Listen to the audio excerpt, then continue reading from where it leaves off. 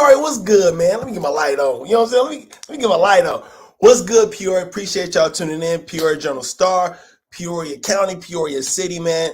Look, y'all can be scrolling anything on your phone, and y'all right here with us on Rap Politics. And we got a unique, interesting guest tonight, man. So I'm glad that y'all tuned in just in time because we're going to break it down not only from a media standpoint, but also from a cultural and music standpoint as well, too. So definitely want to hold on to y'all seats for that. But you already know the beginning and how we rocking with Sherman's, man. Not only is we rocking with Sherman's for the furniture and the mattresses, but we also rocking with Sherman's for the job piece and for the promotions, from what I understand. Because they don't care whether or not you've been to school. They don't care if you graduated from school. They don't care about none of that. All they care about is that you support and value their core values, which is working hard, treating people fairly, and you're going to move up the ranks, man. It's as simple as that. So Sherman's, big shout out to them for sponsoring Rap Politics. Now, before we get into tonight's guest, couple brief things I just wanted to highlight. I mean, really quick. First of all, the Bears got drugged. All right. First of all, but that's cool though, because Kansas City Chiefs got drugged too. It's just one of them things. You know what I'm saying? Like it's the ebbs and flows, the gives and takes. But Tom Brady's out here serving, so it's like one of those things where if you lose to Tom Brady, you still lost, but it don't hurt as bad. And Justin Fields, look, I got faith in him. It's just going to take some time. It's just one of them things, man. It's going to take some time. But while we talking football, I want to do a huge shout out to Peoria Notre Dame and to Peoria High School. Because when it comes to putting in that work, these schools have definitely been putting in that work. Playoffs start later on this week. Definitely happy for both of my alma maters. I ain't graduated from Notre Dame, but I was there. And I graduated from Central as well, too. So big shout out to those football teams doing their thing. And also, for all my insecure watchers out there, yeah, I know it's the beginning of the last season. Issa Rae finna wrap it on up. You know what I'm saying? Season 5 did her thing. Look, I know. I'm about to catch up. I want to catch up to all this stuff, but I know Lawrence and Issa. I didn't watch the whole thing yesterday, but it seemed like he got a baby on the side, and they trying to figure that out. All I want to say is that is one of the most iconic pieces of television for the community that we've seen in forever. And personally, I'm kind of salty because Issa got married without telling me first, but that's not, she didn't owe me that. You know what I'm saying? She didn't owe me that. But what I think is going to happen, this is what I've been my prediction. Season 5, they're going to wrap it up. I think she finna bounce back with a movie. In 3 years, she going to let this marinate and sit. She going to bounce back with a movie and just explode it out the water. That's just my prediction. I hope that is true because, like I said, man, when we talking about cultural, iconic, I think this is going to be one of the college textbooks 5, 6, 7, 8, 10 years from now, and somebody's mass comm class. I think it's that serious. So big shout out to her and everything that they got going on. Chase, what's good, man? What's happening? Fool? So like I mentioned, we got a special guest today who I very interesting. You know what I mean? Not only is he the editor-in-chief of Peoria Magazine, but he also has a new book out. So we're going to talk about both. So without further ado, any type of ado, get your likes, click your loves, and throw in the comments. But we got editor-in-chief of Peoria Magazine and author Jonathan Wright. Jonathan, was good. Hey, how you doing, Mark? What's happening? So I would say long time coming, but it wasn't really long time coming. But with the back and forth, it was kind of long time coming. But how you doing? I've been all right, man. Yeah, I'm great. Really happy to be on the show. Yeah, appreciate you coming on. So I want to jump into the book off rip because what I said before, what you wrote about and what is going on in Peoria currently, even though it's two different genres of music, I think people experience the same type of hustle, the same type of struggle, and the same type of passion. Talk about Punks in Peoria and what that is. Yeah, sure. So the book was like 7 years in the making. I co-authored this with a friend of mine. The University of Illinois Press published it in June.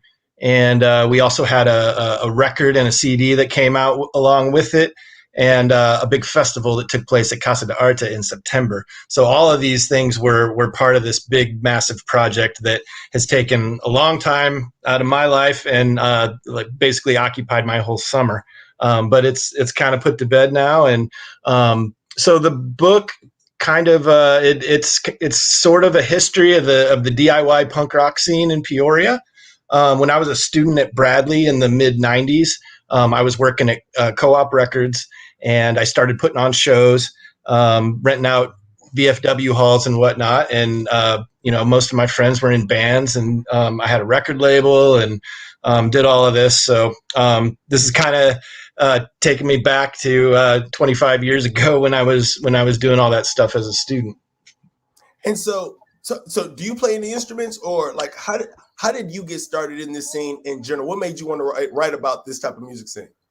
Right. Well, it was actually through my connections at the record store when I was working there that I met like a really good chunk of my friends that I'm still friends with today, and got involved in that. At the time, I was not a musician. I was just kind of the business guy. I put on the shows. I put out the label, put out records on a label, and did that sort of thing.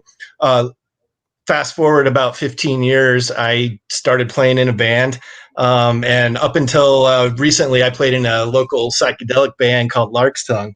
I had to quit because I just don't have enough time to keep it going, but they are still active, still together, and have a new record coming out next month, which I played on. So you said this was, and I can't remember, you said 12 years in the making? Or 20 seven, yeah. Okay, 7 years in the making. And you covered the punk scene, which is, I would say, when you talk about Peoria, we talk about punk, even metal, rap for sure. It's kind of a subculture. Maybe rap to not that extent because it's pretty much pop music right now. But talk about the interesting nuances that you saw covering this scene that was almost the struggle of getting mainstream in Peoria and getting that type of recognition. Did you see anything with regard to that? Yeah, I mean, when I was the book covers from the beginning of the punk scene in Peoria, which is about in the early '80s through the '80s and '90s, and a little bit into the 2000s. It's mostly pre-internet.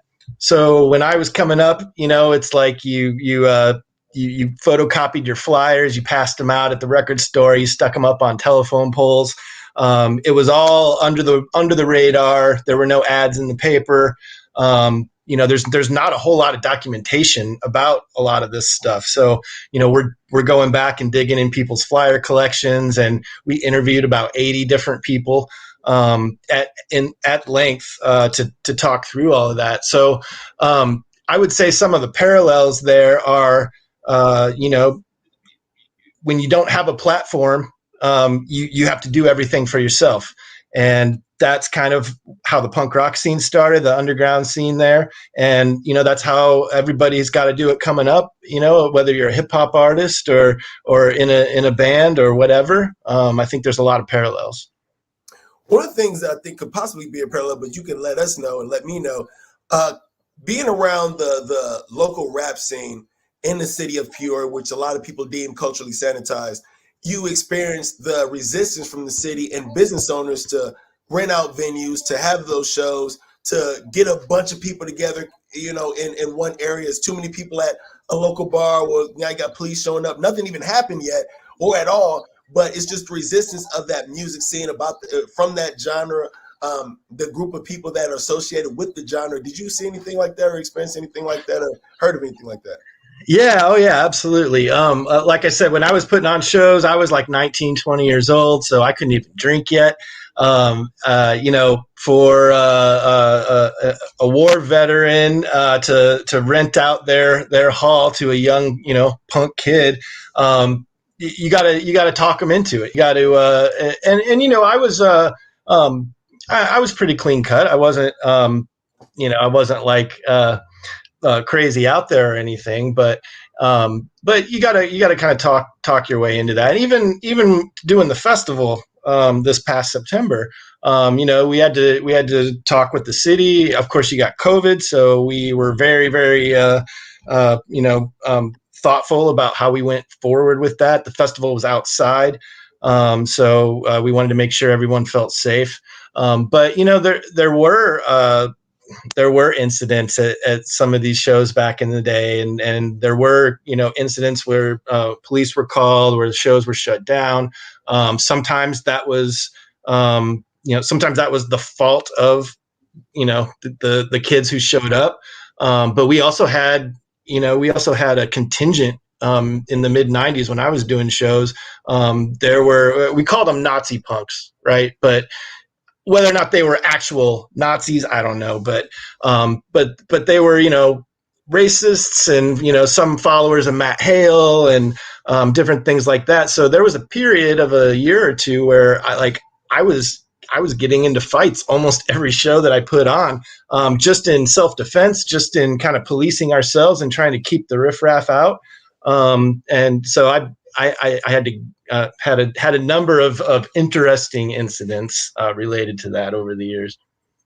And real quick, I want to do a big shout out to Drell and Chase, man. I see when it comes to Peoria and being somebody that worked in this space, what would you say, and you're in the magazine space now, obviously around the culture and the arts, what would you say is the big idea with the pushback that general Peoria has with culture, with music, and just accepting that type of influx from like the big city ideas and things like that? Because we get a lot. I mean, that conversation has been continued for years and years. I mean, it was even associated with this, with the Peoria Civic Center, when they were looking at shutting down. People were like, well, they don't let anybody do shows anyway. What do you think it is being in your position when it comes to the pushback of culture in Peoria? Well, first of all, we're right smack in the Midwest. There's a pretty conservative culture surrounding us, and so I think that plays a role in it.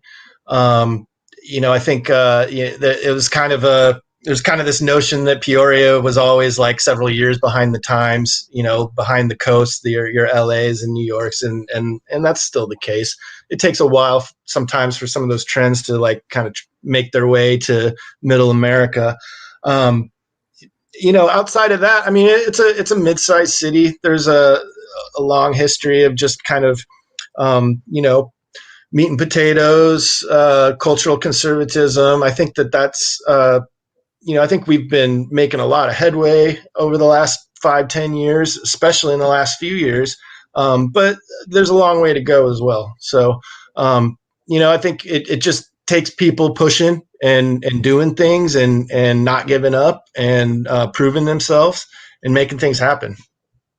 And I want to get back to the book in a second, but I want to slide over to Peoria Magazine while we're on this topic of cultural inclusion and things like that. You are the editor-in-chief of Peoria Magazine, and you have been intentional about making the Peoria Magazine more inclusive and reflective of the city that you guys serve. Talk about the importance of that, and talk about the importance of that from your perspective. Does that have anything to do with your intentionality doing this, coming from where you came from when you were working the punk music scene? Yeah, actually, I mean, there's a straight pathway, because for me, it's all about values, and a lot of my values came out of the punk rock scene and that kind of DIY ethic and the kind of progressivism that came out of to mention one example, Kurt Cobain and Nirvana. That was a very significant part of my life. He passed away right before I graduated from high school. So I remember all that very well. I started with the magazine about 16 years ago, and it should also be said that the magazine has undergone numerous evolutions over the years. There's been multiple different titles. The main flagship publication started out as a business magazine, and it was that for many, many years. And we in 2019 we did a big redesign, and that's when we kind of combined our arts publication with our business publication and went toward a more community-minded, regional city type magazine. And so I've always, it's all diversity, inclusion, equity. Has always been a huge thing with me.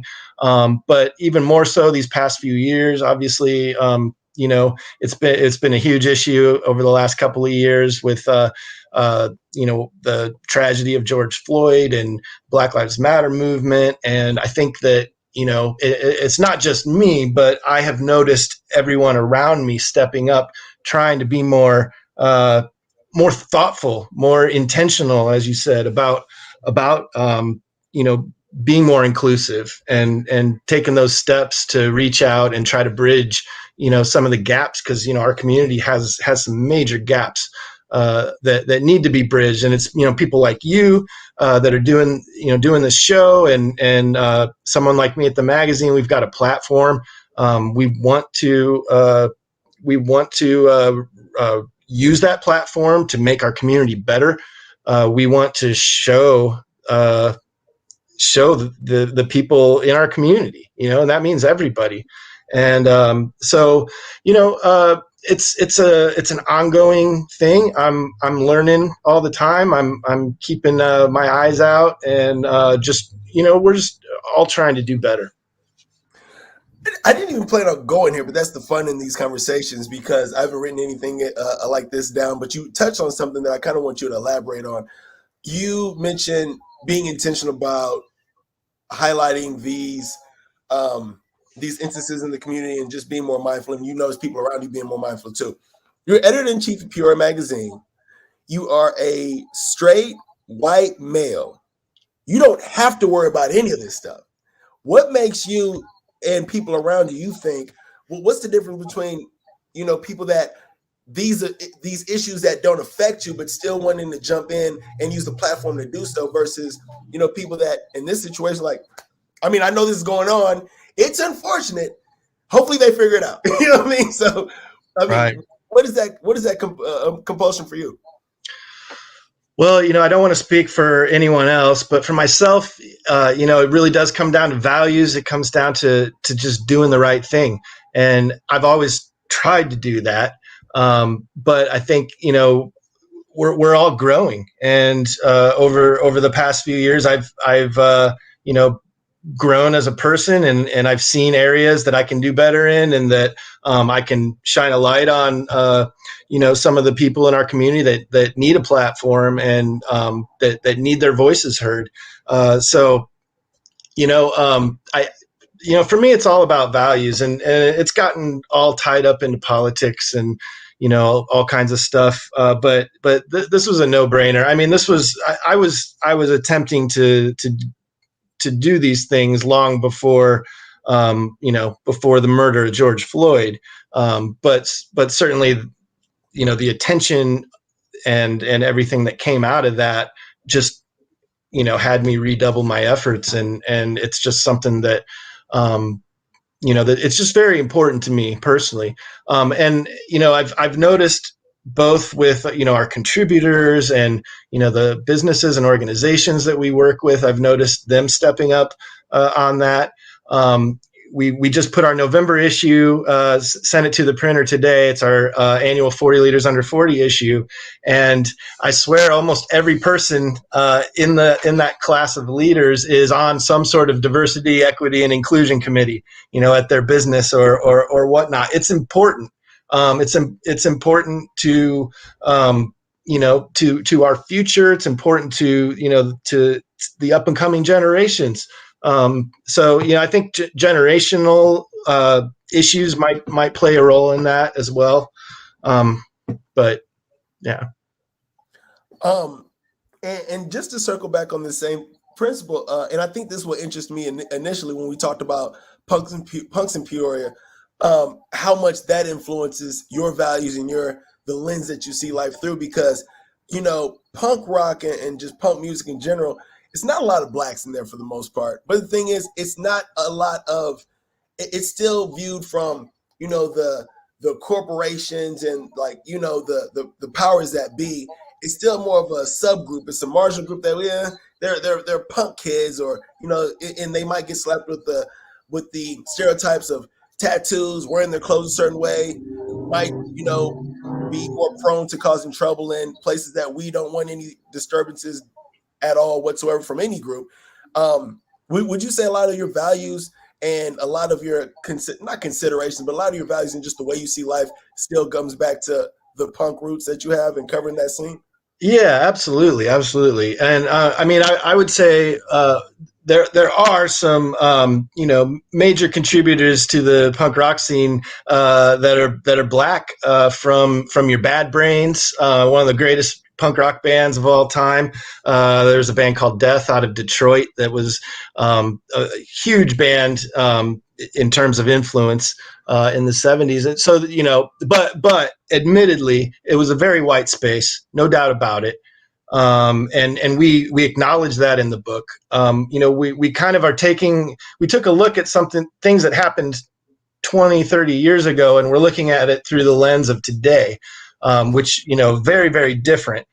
So that posed some issues as we were trying to, put all that together. But we wanted to be honest with, it was a white space, but at least the people I hung out with were very much, were very much inclusive, and they were leading the charge against Matt Hale when he was having his rallies back in the 90s, white power rallies, and all of that. There was an incident at the library that ended up turning sort of violent, but it was an incident that was led by punk rockers, and so, again, speaking for me, and there's certainly exceptions and all of that, but yeah, it definitely played a huge role in where I came from. It's shaped my values in a way that, like, I'll never shake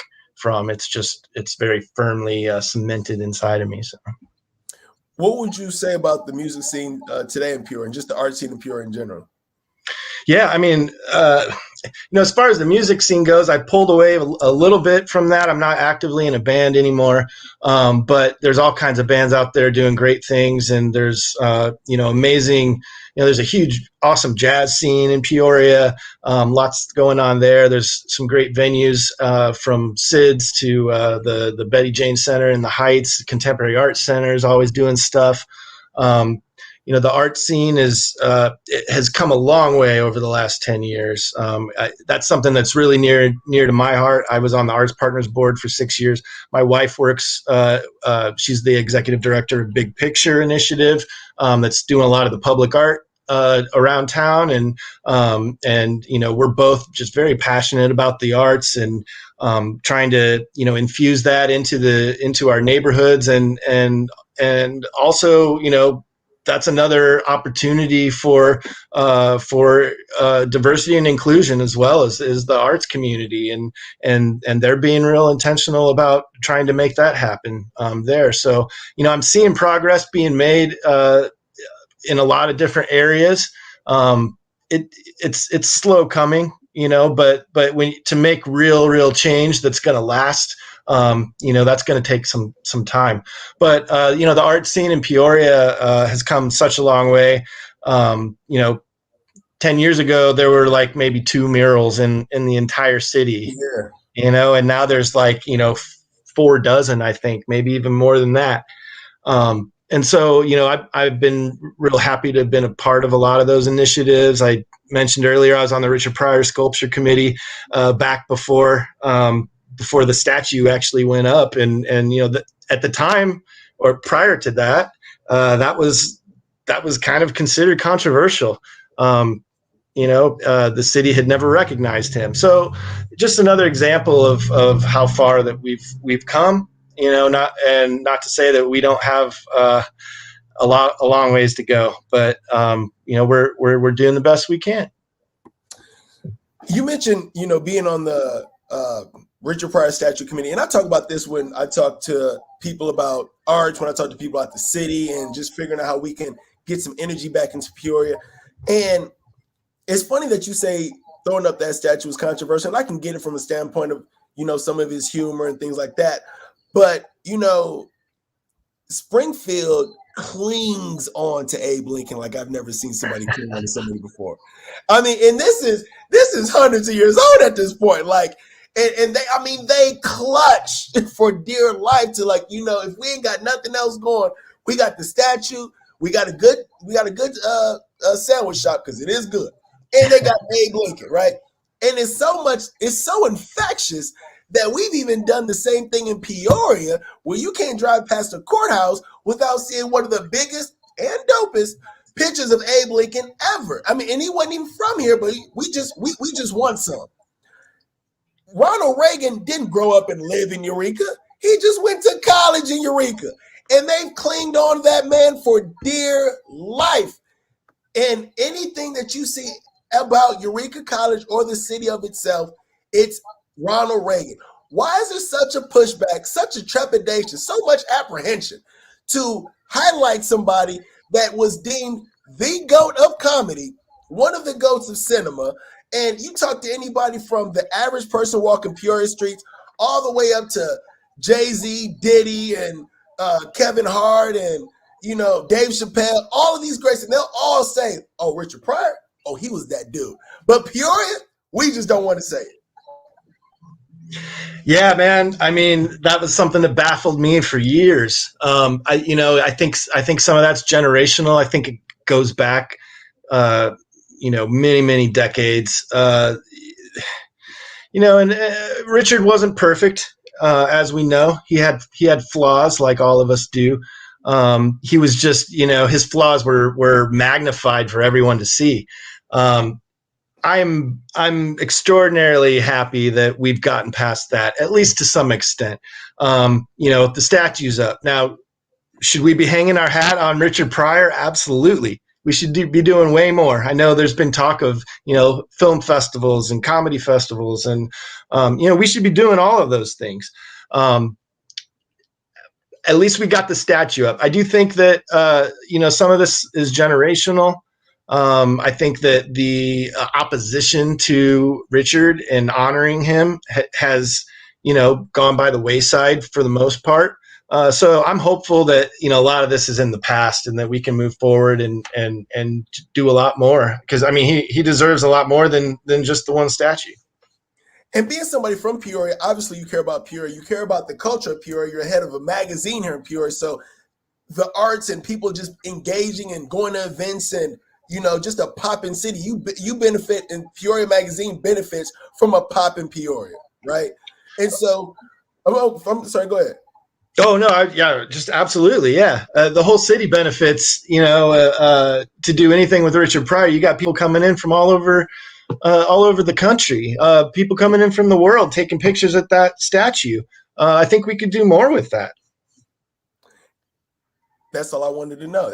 Because I mean, and I don't speak a lot as far as opinions, but it's like if we're trying to figure out how to generate some excitement, generate some energy, the same way Eureka is using Ronald Reagan to do so, the same way Springfield uses super old Abe Lincoln to do so. Not to Abraham Lincoln, but they use what they got, right? And it seems like Peoria, we have like something that wasn't even near as long ago as Abe Lincoln. We have something here, and it's like, let's just figure something out. Right, we do. And I want to put in a plug for Portraits of Peoria is a big picture initiative. I mentioned my wife is the executive director there. They have in June, they had a dedication of two large portraits at the corner of Main and Adams in the bank building there, with Dr. Romeo B. Garrett and Betty Friedan. And Betty Friedan is another person who, changed the world, and all she has, dedicated to her in our town is a little picnic, a little bench in Bradley Park. So that's another thing. But I know that they're going to be releasing more of these portraits that are going to be coming out, and they're pretty exciting. So hopefully that's just one more step in honoring the people that came from here, that went out and changed the world.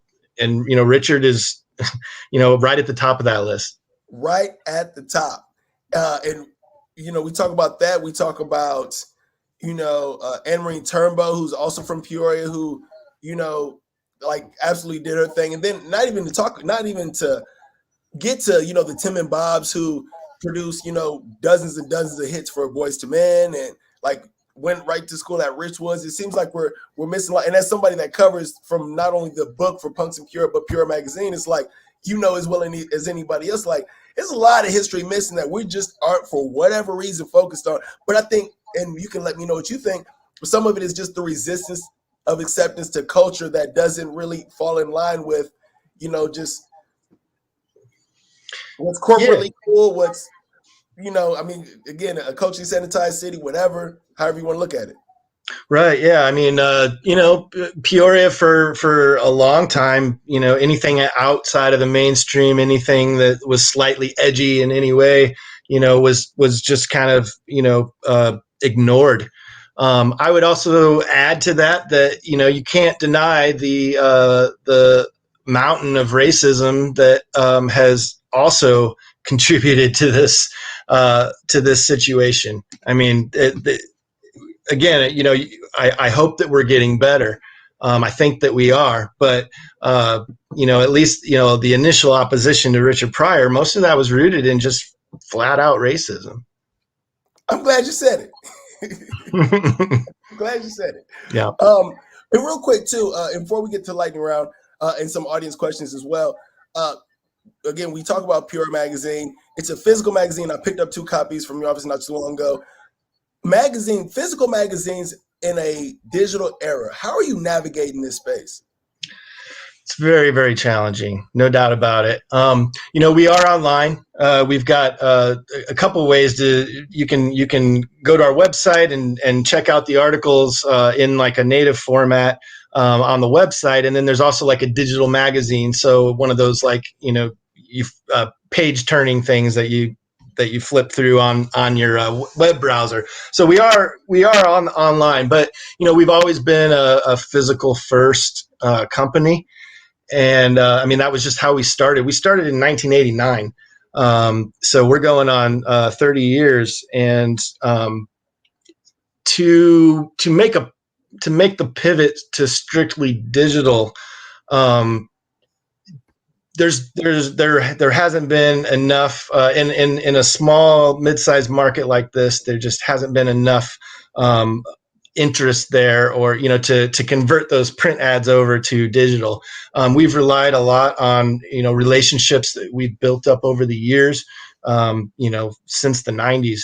Some of our organizations and businesses that have supported us, it goes back that far. And so, you know, if we were to try to start something like this today, I don't think it would exist in the current format that it is. But, you know, I just keep trying to plug away, doing the best I can. And you know, several years ago, we had, you know, 6 full-time employees, and now we're down to like, I'm the only full-time employee, and we've got like 3 part-time employees. So just to be able to keep that going month in and month out and hit those deadlines is really a challenge. So, you know, I wish I could do more on, you know, pushing the digital side. I wish I had a whole army of people that could help me on that. But, you know, you do the best you can with what you got.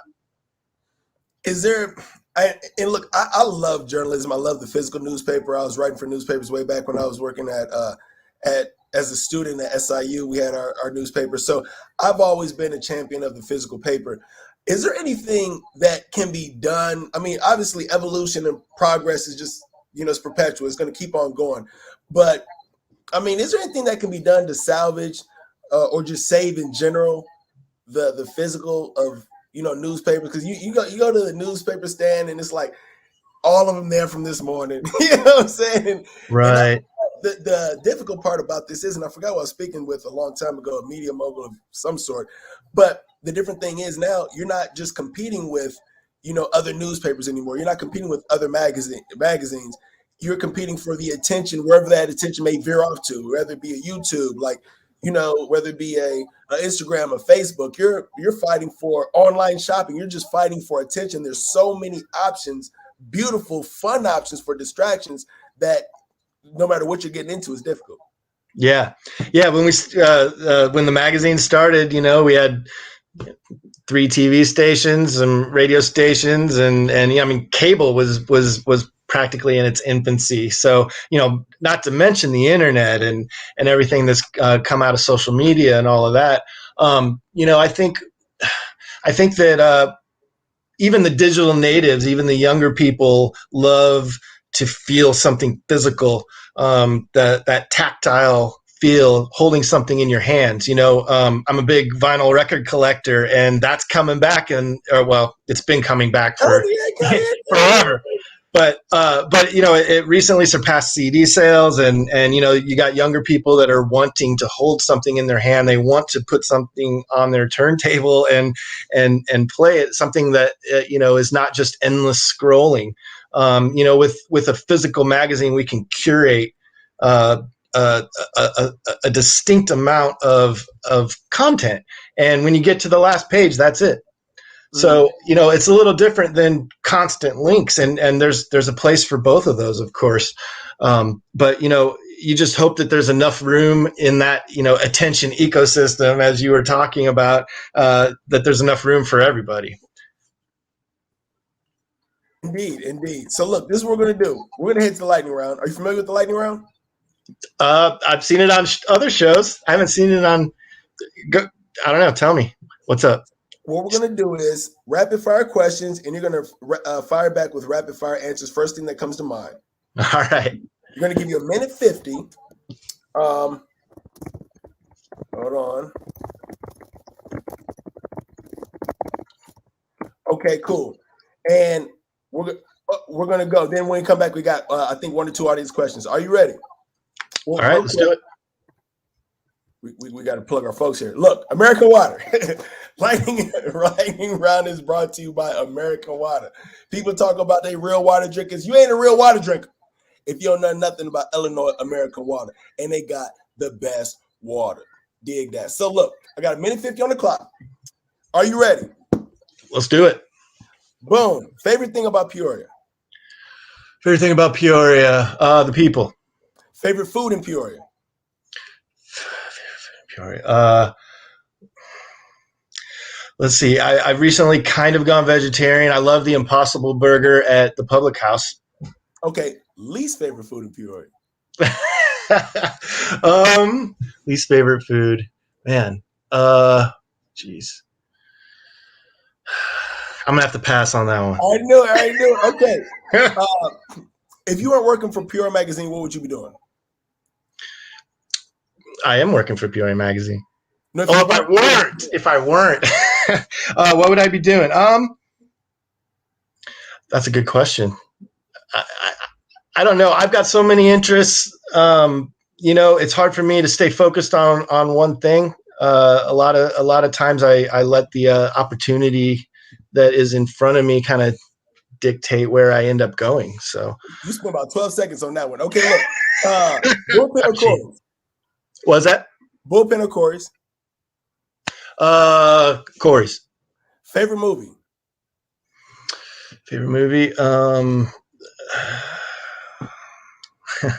Godfather.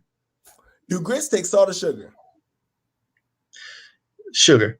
This is a popular question on social media. 250 grand or 800 credit score? 250 grand. Favorite media outlet outside of Peoria Magazine? Favorite media outlet? WCBU. Favorite rapper? Tupac. TV show you watch the most? Ouch. What am I watching now? I'm watching that Squid Game show right now. Oh man. Look, y'all killing me. Y'all killing me. I saw like 2.5 minutes of it. I just don't like. It was when the little dog turned around and they red light, green light. Look, I ain't getting no. Right, yeah. No, I hear you. No time. And what would you like to see in Peoria, like from an art standpoint and things like that? When Peoria does good, that's good for the magazine. What would you like to see? I want to just see more. I want to see more and better. I want to see, I want to see culture thrive. I want to see, Peoria has always been talked about as having great potential, but never fulfilling it. I would love to see us fulfill our potential for once. Whether that's paying more attention to the Richard Pryors of the world, or new festivals, new bands, new artists. Like I am surprised, having done this for 16 years, and I've seen artists leave town, and I'm always like, really bummed when somebody leaves town, but there's always somebody new coming up too. So, there's always that kind of fresh blood that's out there. I don't think there's anything specific that I would say, but just to keep doing better as a whole. Chase wants to know, how do you feel about the condition of Peoria, and how are you using your platform to better it? Right. Well, how do I feel about the condition of Peoria? I mean, we've got a lot of work to do. We got a lot of issues. There's no doubt about it. But we also have a lot of great things happening as well. We've focused our publication on showcasing the best of Peoria, the best things that are happening, and trying to shine a light on emerging artists and up and coming voices, like we do with the 40 Leaders Under 40. So as far I'm using my platform to kind of draw attention to those individuals, those projects, people that are trying to make Peoria better. As far as the challenges that we have, there's a lot, and they're way more difficult to solve than I can do through the magazine, or that I could encapsulate in just a few sentences. But we've got some great people. We've got a great mayor who's working hard, and there's just wonderful people doing great things. So I hope that we can just keep building on that. And Punks in Peoria, where can people grab your book and why should they read it? Well, you can grab the book at Lit on Fire on West Main Street, and there's also some at Relics, I know, over on Sheridan. I had heard there might be some at Barnes & Noble. I haven't been able to get in there to check that out, but my friend Jessica owns Lit on Fire, and my friend Deb owns Relics, so I would definitely recommend supporting both of those small businesses. And why would you want to read it? We tried to write the book in a way that even if you weren't there, even if you don't know any of the bands, you don't even care about punk rock, that you would still find it interesting, that there's local history in there. That when you're driving down the road and you pass by a particular building, you might look at it differently, knowing that, that these kids used to put on shows there, repurposing these places for an evening. And there's a lot of creativity that was involved in that, and tenacity. And those are things that, you kind of carry with you throughout life. So, we've gotten pretty good reviews. I've heard from some who don't know any of the bands, who don't really care about punk rock, and they said they enjoyed the book. So, go check it out. Most def. Look, Jonathan Wright, editor-in-chief of Peoria Magazine, and now author of Punks in Peoria that just released several months ago. You can go pick that up, man. Appreciate you being on RapPolitics. Appreciate all the work that you're doing and supporting the arts. We definitely thank you. Hey, likewise, Mark, you're doing a fantastic job, and I just am real thankful that you had me on. We'll do it again. We'll definitely do it again. Jonathan Wright, Peoria Magazine, and Punks in Peoria. Appreciate y'all tuning in to RapPolitics today. Don't forget, man, make sure y'all subscribe to the Peoria Journal Star, PJ Star, because y'all need to stop asking for my code. You know what I'm saying? I got people, they text me saying, you changed the password. Yeah, I changed the password. Look, pjstar.com, man, Peoria information. That's where all the information at, man. So definitely subscribe and support the town. And of course, we brought to you by Sherman's, where they carry the best in furniture, mattresses, and appliances. They also hire. Sherman's is one of the few places left in town that doesn't care about your education. They promote people that work hard, have a good attitude, and follow their core values. One of the few places that hard work and not education gets you ahead. You can log on to shermanscareers.com to check out the openings online. It's been one RapPolitics episode. Where we at? 24. We're going to be back for 25 on Thursday, man. Peace.